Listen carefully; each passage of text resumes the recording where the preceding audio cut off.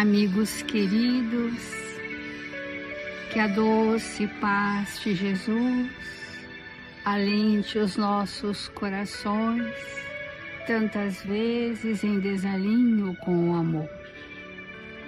Que o fluxo divino possa ser o bálsamo a serenar os nossos pensamentos nos tormentos que acalentamos. E que a luz do amor de Deus por nós possa acender a verdade em nossas consciências. Estamos juntos, unidos pelos mesmos ideais, confiantes nas oportunidades redentoras do caminho, dispostos a servir em seu nome. Ampara, Senhor, a todos nós que te buscamos nesta hora e a todos os nossos irmãos em humanidade necessitados de compaixão e de piedade. Diante da presença amorosa dos seus benfeitores, suplicamos amparo a todos nós, iniciando assim as reflexões desta manhã. Obrigada, Senhor, obrigada, amigos, e que assim seja.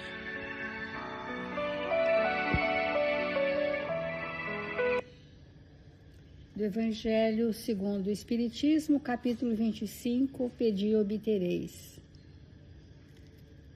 Nós estamos demorando o nosso pensamento na compreensão de que seria ilógico concluir que o que quer que pedirdes pela prece vos será concedido, sem que haja para isso merecimento ou necessidade, porque seria a espiritualidade atender a interesses pessoais, aos nossos caprichos.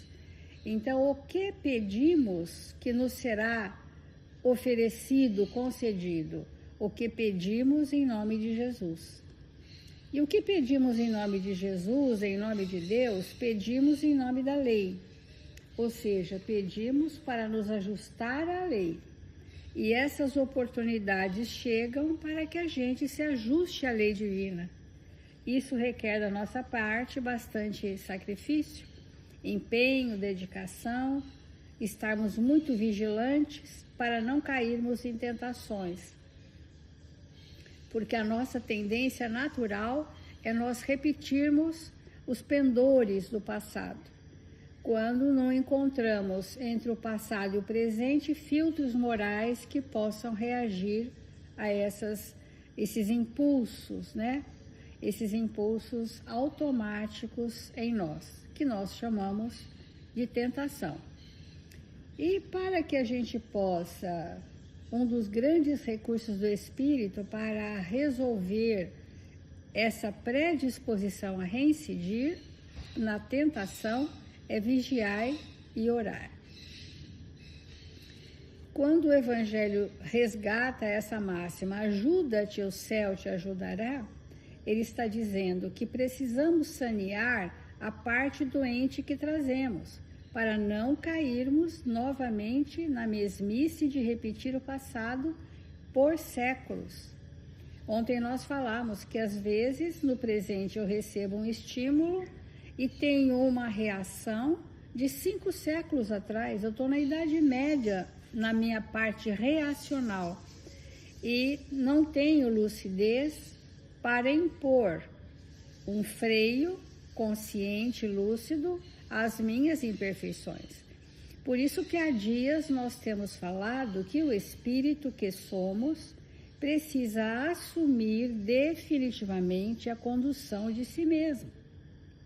Nós estamos, ontem falamos no estudo, nós estamos caminhando por pensamentos alheios que nunca elaboramos, que nem questionamos se esses pensamentos são os melhores. Nós estamos como se fosse um barco à deriva, sem pegar no leme da nossa embarcação, e onde todos vão, vou também, para onde o vento sopra eu vou, ao sabor das ondas.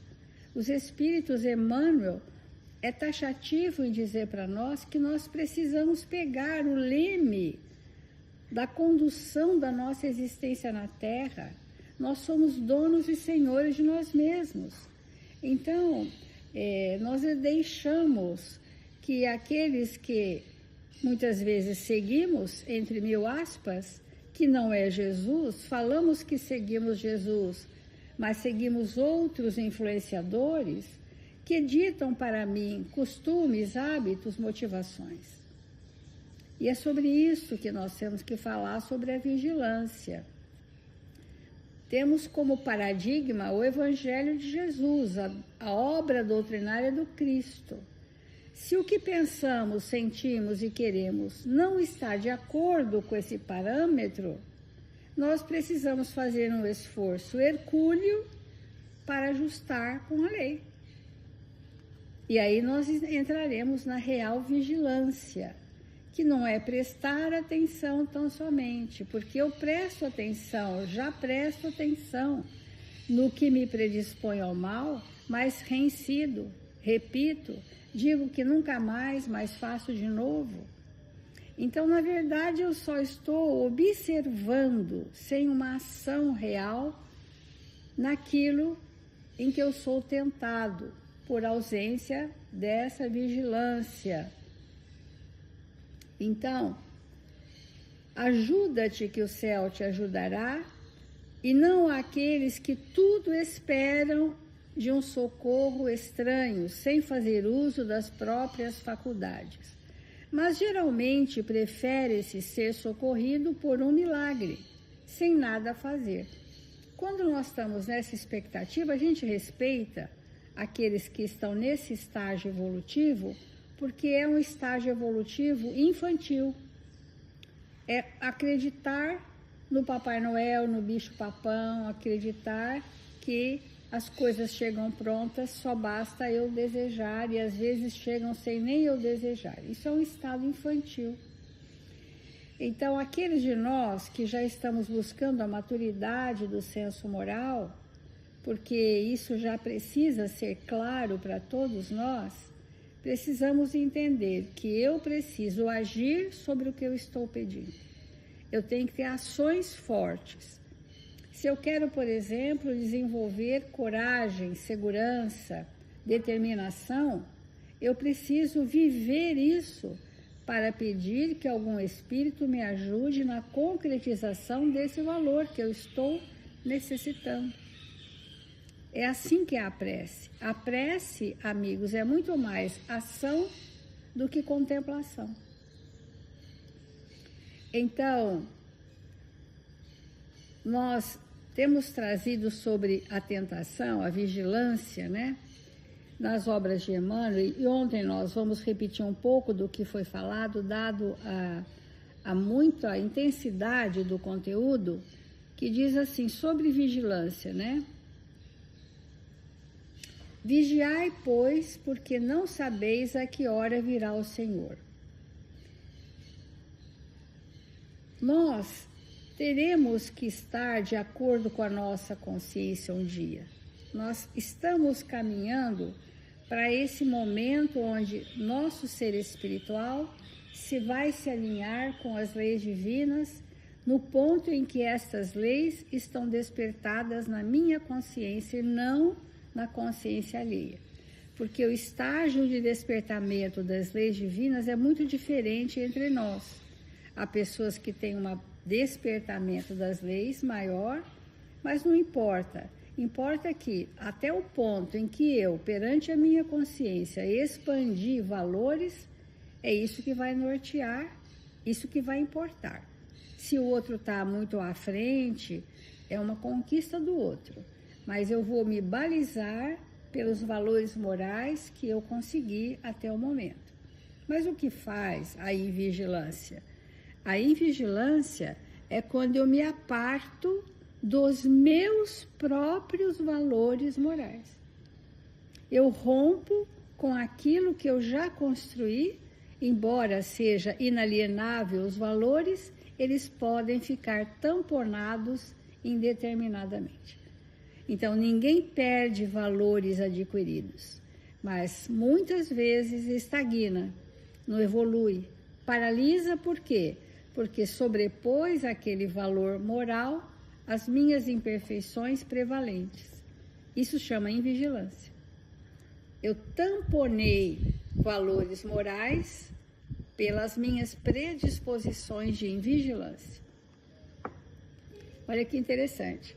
Já temos algum recurso moral, eu rompo porque eu quero viver um, entre aspas, prazer mórbido, que eu, na ilusão, sinto que é felicidade, mas não é. E aí, então, eu tampono a consciência para que ela não me avise que eu estou armazenando em mim questões de muita dor, para que ela não me avise que eu estarei em dor. Olha que interessante, a grande maioria das pessoas isoladas, elas estão, os isolados clássicos profundos, elas estão isoladas porque elas quiseram romper com a consciência. Elas quiseram romper com a sociedade. Por que que eu estou escondido? Porque tem em mim coisas escusas. Quem não tem coisas escusas não se isola, não tem nada para esconder. Só se esconde quem está acalentando dores na forma de ilusão. Então, o isolado crônico é aquele que teme encarar a sua própria consciência. E quando estamos nos relacionamentos, evidencia para nós os nossos tormentos e, portanto, as nossas dores. Esse é um aspecto da invigilância, olha, amigos. Então, esse é invigilante no quê? Ele encrudeceu o isolamento. Então, ele não faz do próximo seu caminho para Deus, porque ele evita se relacionar para não acordar a consciência. E ele vive num estado de torpor, isso chama invigilância. São muitas as manifestações de invigilância que traduzem as nossas tentações. Porque o que é a tentação? É o ímpeto de repetir situações antigas do passado desajustadas com o Evangelho, com o bem, com a verdade. Isso é a tentação. A tentação acontece porque fomos invigilantes. Então, voltando, para sermos bem didáticos, uma pessoa tem uma predisposição, por exemplo, a mágoas, ressentimentos. Ela é muito suscetível a mágoas e ressentimentos. Esse é o ponto de tentação. Acontece uma situação que a contraria, ela pode, se tiver invigilante, deixar que a sua mágoa se transforme em vingança. Então, ela sucumbiu à tentação por invigilância, ou ela pode ser vigilante, estar atenta e ter freios racionais para inibir o impulso de novo de ser um espírito vingativo. Isso é a vigilância e a invigilância de uma predisposição à tentação da mágoa. Então, Emmanuel diz assim: ninguém alegue o título de aprendiz de Jesus para furtar seu serviço ativo na luta do bem contra o mal.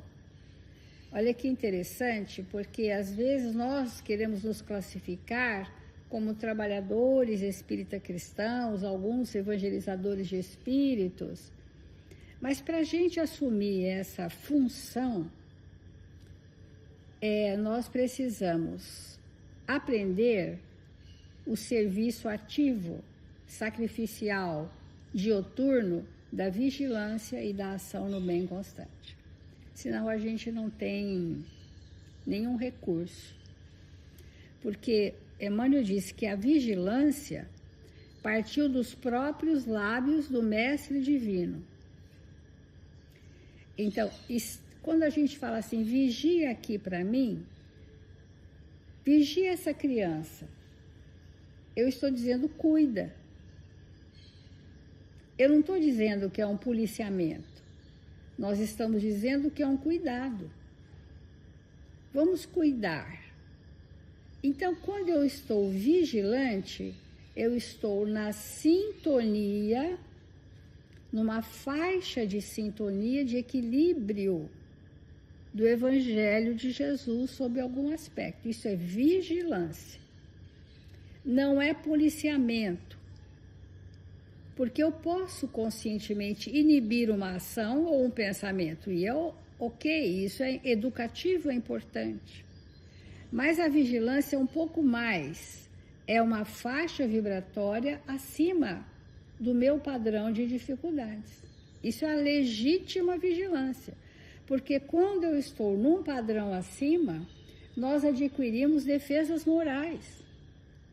E nós abrimos as comportas da consciência, quando eu estou num padrão acima. Ora, diante da tentação, se eu estou num padrão acima e se as comportas da consciência se abrem, eu ajo com meu livre-arbítrio orientado pela minha consciência, e quanto a isso não há erro. Não erramos jamais, se o nosso foco for a nossa consciência. E para isso não adianta eu ficar me policiando. Eu não vou fazer isso, eu não vou fazer aquilo, eu não vou pensar, mas penso, mas faço. Porque são freios muito frágeis, embora sejam necessários. É o primeiro estágio da vigilância, mas ainda não é realmente a vigilância. Estar vigilante é estar em ressonância com os padrões e valores da minha consciência. Amigos, isso é plenamente possível, não é alguma coisa extraordinária. Nós só estamos clareando didaticamente alguma coisa que nós já fazemos, porque não somos espíritos obtusos.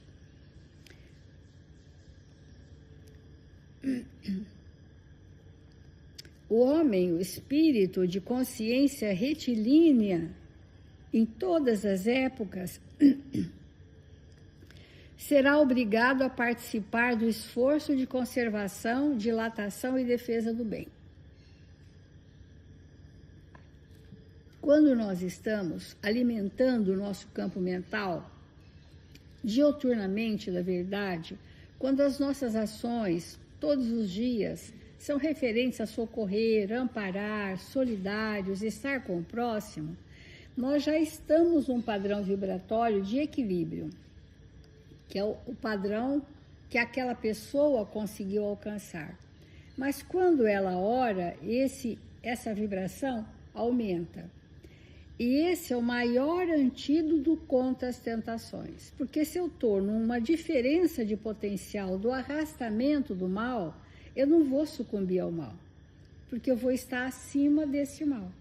E é capaz até de eu socorrer as pessoas que estão envolvidas na tentação que me chega. As pessoas que vieram ser instrumentos das sombras para tentarem a mim. E muitos espíritos encarnados e desencarnados nos tentam, porque sabem dos nossos pontos vulneráveis. E nós, muitas vezes, incorremos nas mesmas reações de séculos atrás, numa situação de hoje. Então, olha o que o Emmanuel está sugerindo, né? Os espíritos estão sugerindo. Além de eu estar numa vibração acima, que chama vigilância, somos capazes de socorrer aqueles dos nossos irmãos que vieram como instrumentos da nossa tentação. Aí é a caridade. Além de não entrar nessa vibração, nós ainda socorremos aqueles irmãos que vieram trazer o meu passado para o presente. Porque essa é a questão, né? Eles acionam conteúdos do nosso passado e a gente se sente seduzido e quer se arrastar. Eu estou dando 2 exemplos. O espírito que rompe com a consciência temporariamente, porque não quer entrar em contato com a verdade e prefere as ilusões do mundo e as tentações, e aquele que está na vigilância do bem constante, que tem um fator vibracional mais elevado e que por si só inibe que o outro se aproxime com o mal, porque a diferença vibratória é muito grande. Isso é a vigilância. E a vigilância é que nos prepara para a prece. Então, a nossa prece é tanto mais limpa e eficaz, quanto melhor estiver o nosso padrão do bem. Não é quanto nós oramos por dia, é qual o padrão do bem que nos caracteriza. Então, por isso que os espíritos, a exemplo de Jesus, disseram: primeiro, estai atentos, cuida de si, ampare a si, modifique sua sintonia, deixe que a consciência, na forma de valores morais, rejam as suas escolhas. Isso é vigilância. Para então entrar em comunhão espiritual, que é a prece. É verdade indiscutível, diz Emmanuel, que marchamos todos para a fraternidade universal, para a realização concreta dos ensinamentos cristãos. Todavia, enquanto não atingirmos a época em que o Evangelho se materializará na Terra, não será justo entregar ao mal, à desordem ou à perturbação a parte de serviço que nos compete. Amigos, é desnecessário nós descrevermos a paisagem espiritual, social, moral do nosso planeta, porque isso grita aos nossos olhos. Mas é absolutamente necessário nós estarmos imbuídos de uma força-tarefa que reverta em nós aquilo que está projetado no mundo. Porque o mundo é a soma de nós, das individualidades. Então, eu tenho dito, se a sociedade em que eu vivo está assim, por certo a minha família também está, porque é a multiplicação dos modelos familiares. Não é assim, as famílias são organizadas e o mundo está perdido. Não é isso. É um engano. A primeira célula social onde o espírito reencarnante chega é o lar. Ali é uma réplica da sociedade. Depois ele vai transferir isso para a escola e para o mundo social dele. E quando nós estamos nesse momento, onde que venha o escândalo, mas ai daquele por quem venha, porque é isso que está acontecendo, nós estamos tirando as sujidades morais que estavam só reprimidas, mas eram latentes em todos os corações, e que agora, por uma forte lei de liberdade que precisa ser vivida, escancaramos quem somos verdadeiramente. Hoje, surpreendemos os nossos convívios pessoais, o que as pessoas do nosso convívio social, pessoal, são capazes de expor.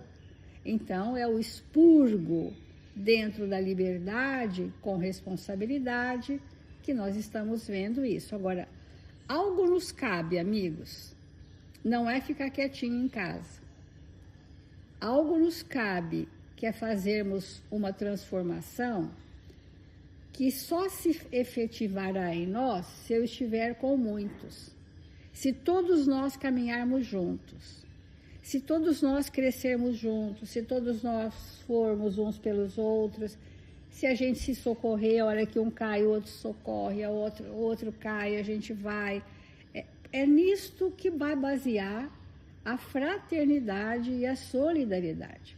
Sem esse hábito espiritual de socorrer a todos, nós estaremos sempre com inimizades sociais, entre países, entre culturas, entre etnias, entre religiões.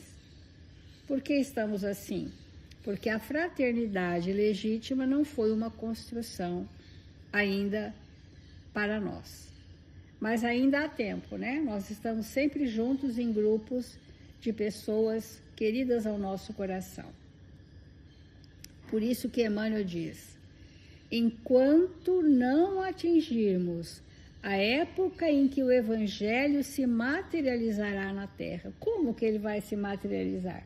As famílias, sendo fraternas, justas, trabalhadoras, em consequência a sociedade, os grupos de convivência e tirarmos todas as barreiras que se interpõem entre nós e o outro, quais sejam, de que etnia ele é, de que religião ele é, de que partido ele é. Isso tudo é uma imaturidade sem precedentes, porque ele é, acima de tudo, somos todos espíritos buscando nos redimir perante a lei de Deus. Enquanto isso não se estabelecer no nosso íntimo, nós seremos, primeiros, os meus, e segundo, tão somente os meus. Esse é o estágio ainda precário, né? Mas, mesmo assim, Emmanuel afirma, é indiscutível que marchamos todos para a fraternidade universal. E para a vigilância? Para defender-se das intempéries, dos rigores climáticos, o homem edificou o lar e vestiu-se convenientemente. Então, a parte material da evolução, que não é o materialismo, está em andamento. É legítimo que o ser humano use a inteligência para o progresso, para o bem-estar coletivo, individual. Isso faz parte do exercício da inteligência. Semelhante lei de preservação vigora em toda esfera de trabalho no mundo. As coletividades, diz Emmanuel, as sociedades, exigem instituições que lhes garantam o bem-estar, o trabalho digno, sem aflições de cativeiro. Então, isso, a parte da evolução material do planeta, está indo bem. As nações requerem casas de princípios nobilitantes, em que se refugiem contra as tormentas da ignorância e da agressividade, do desespero e da decadência. Mas o que nós estamos sendo convidados, por vigilância, por amparo e proteção, é que nós possamos equiparar o progresso material, que é legítimo, com o progresso moral que vem em decorrência. Então, amigos, no serviço de construção cristã do mundo futuro, é indispensável vigiar o campo que nos compete. Vamos cuidar da parte que nos compete. Para a gente tirar a angústia, né? Porque a gente não tem acesso a nada, né? Falamos por nós mesmos, mas nós temos acesso a nós mesmos e aos poucos que conosco convivem. O apostolado é de Jesus, a obra pertence-lhe. Ele virá no momento oportuno a todos os departamentos de serviço, orientando as particularidades do ministério de purificação, sublimação da vida. Contudo, ninguém se esqueça de que o Senhor não prescinde da colaboração de sentinelas. Ou seja, será que nós já podemos nos candidatar a sermos pequenos sentinelas na obra do Senhor? Aqueles que estão com vigilância, com lucidez, buscando coordenar a sua evolução sob rédeas seguras, diretrizes seguras?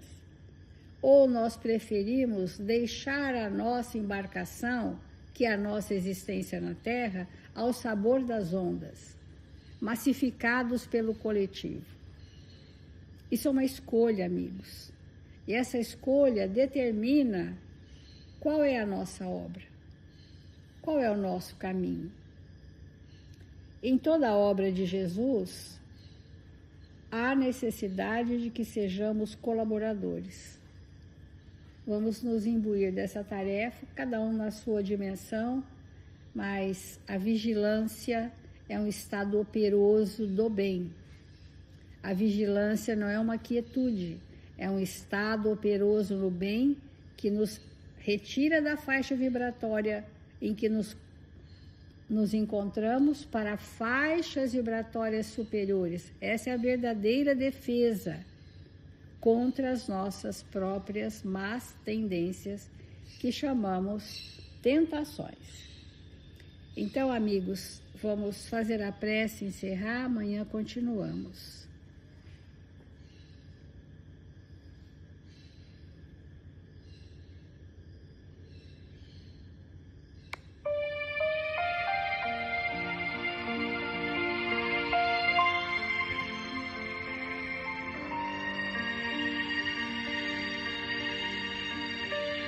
Amado Mestre Jesus, curvados diante da grandeza do seu amor, suplicamos, faça-nos, Senhor, instrumentos dignos de estarmos aprendendo a servir na sua seara de luz. Permita, Senhor, que possamos aprender a doar o que trouxemos de melhor em nós, a construir dos valores que nos faltam e a fazermos do próximo nosso caminho para o Pai. Ensina-nos, Senhor, a servir incondicionalmente, onde quer que estejamos, para que a nossa existência na Terra seja pautada no bem constante. Que as caravanas socorristas arregimentadas pelo seu amor possam continuar socorrendo a dor, a desesperança, a discórdia e os tormentos de todos nós, irmãos em humanidade. Que nesta hora nossos lares sejam visitados por essas falanges do bem, amparando os nossos familiares, os nossos amigos, a todos que o nosso pensamento alcançar, e principalmente, Senhor, a todos que ainda não aprendemos a amar.